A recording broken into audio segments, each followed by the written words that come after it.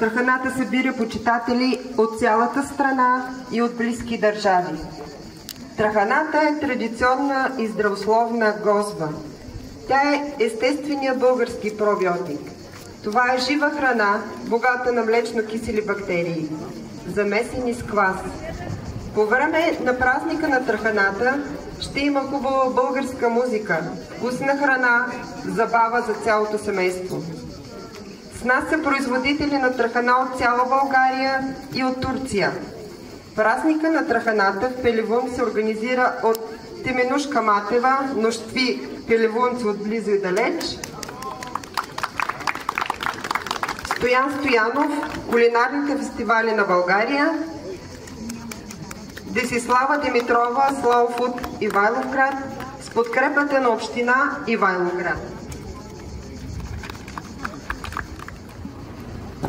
Традиционната кухня в Ивайловградска община е съхранила специфични местни ястия, храни, приготвени за делници и за празници. Една от най-типичните е траханата. Приготвена по всяко време, почти всекидневно, като основна храна или като добавка към различни ястия, траханата е не само вкусна, питателна, здравословна, но тя е също така и определяща идентичността на родопчаните, каквито сме всички ние от община Ивайловград.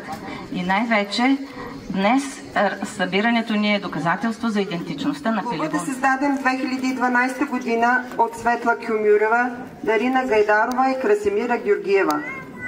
Те танцуват основно хора и разработки. Днес за нас са приготвили Стъпъл Добри, Бранковска ръченица и Кръстинската.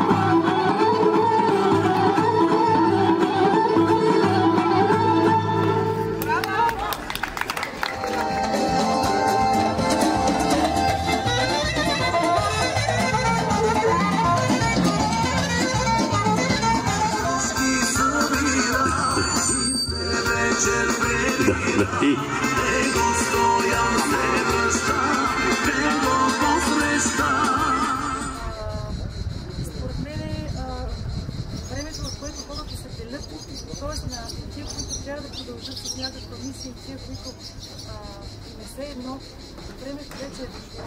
Те се отсяват. Просто се отсяват.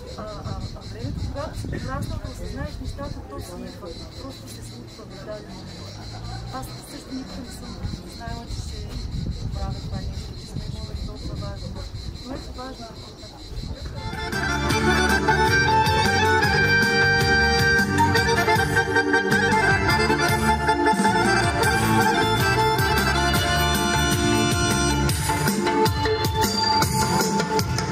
Разнала девойка, дома пораснала, сестренка знала, светла заяна, умена засяна, момче я хареса, хареса белиса, мери, хубост да премери, мома да спечели.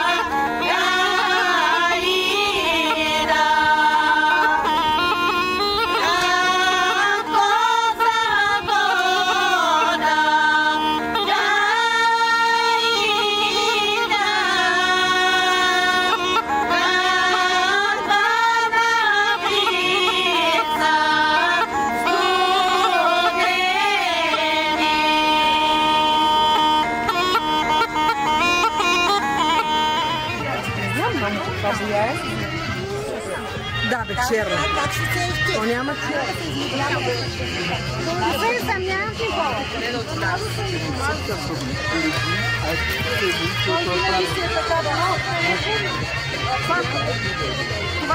Познай коя е моята.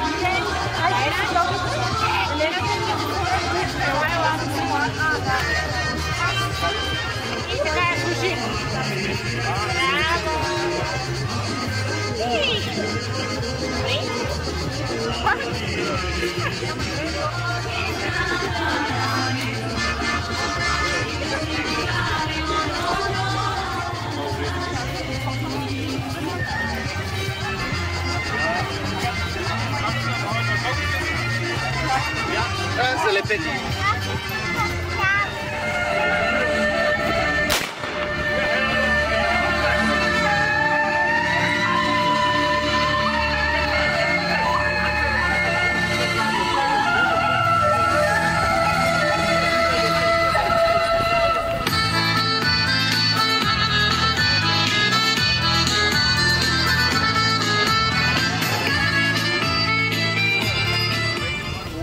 Аз съм Антон Васев. Честит празник на всички. Занимавам се общо взето от 22 години с кулинария, професионално готвене, като в последните 4 години обръщам доста повече внимание на ферментациите и се занимавам основно с това нещо. Някой може ли да ми каже с една дума какво за него е ферментация? С една дума. Добре. Полезни микроорганизми и дрожджи. С една дума здраве. Ама точно така. И аз винаги казвам, че не е важно толкова какво правим, а защо го правим. И нашата основна цел е да предлагаме продукт, който да помага на хората по един или друг начин. За мое голямо съжаление, откакто се захванал с това, се сблъскват с все повече хора с различни проблеми. Но за мое голямо щастие, голяма част от тях се връщат и ни благодарят, че съществуваме. Нещо, което основно правим е работим с една благородна плесен, която се казва Aspergillus oryzae. И много малко хора знаят, че тя е нужна за направата на истинския соев сос, мисо паста, мирин, саке, амазаки и редица други японски ферментации, откъдето произлиза и тази благородна плесен. Реално тя е национална благородна плесен, обявена е за национална благородна плесен на Япония. И ето тук имаме един ориз, който е ферментирал с тази благородна плесен, или така нареченият коджи ориз, който е в основата на много от тези продукти, които изброих. Реално коджи оризът е ферментирал ориз с тази благородна плесен, като това е един процес на ферментация, който трае 48 часа. Като този процес се разделя на две фази и основната ни цел е постигане на храносмилателни ензими, амилази и протеази. Може би някои от вас знаят, амилазите отговарят за разграждането на въглехидрати и превръщането му в прости захари, а пък протеазите отговарят за протеина и разграждането му, превръщането му в аминокиселини. Съответно, когато имаме този коджи ориз и го смесим с някаква бобова култура или друг продукт, автоматично тези храносмилателни ензими започват да въздействат върху продукта. Това нещо може да видите, то зрее вече от 22 година.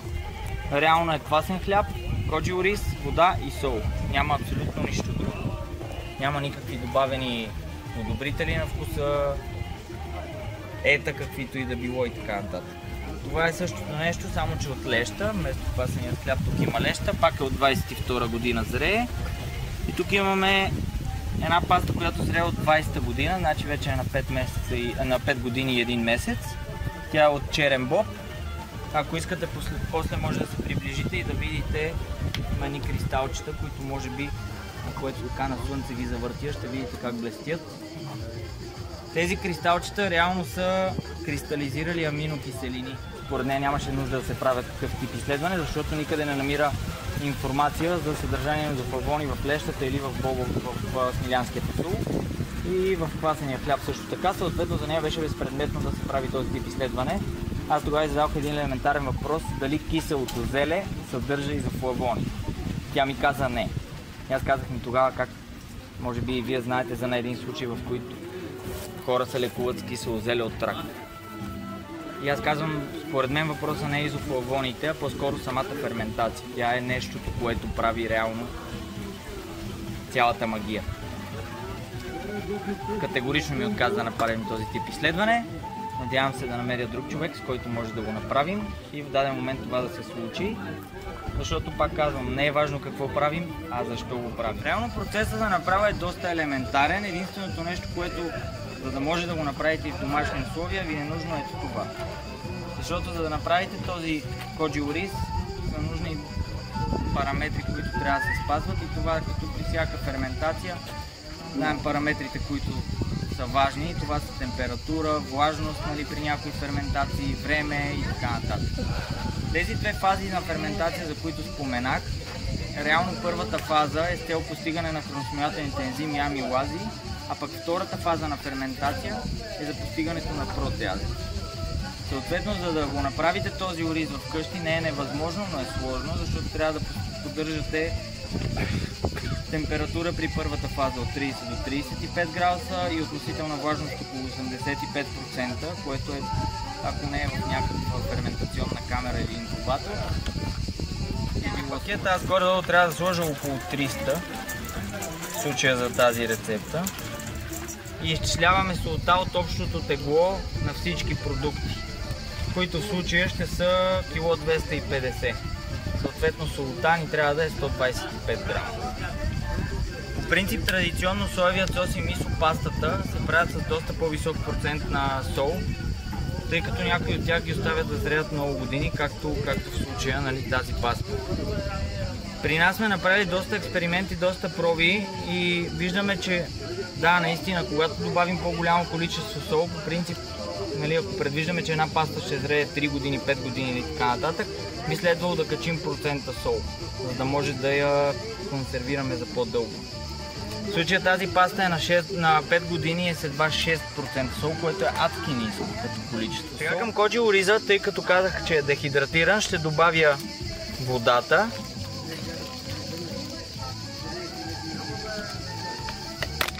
И ще добавя солта. Със сигурност. Не, този няма да го разкарвам, ще го донеса до година тук.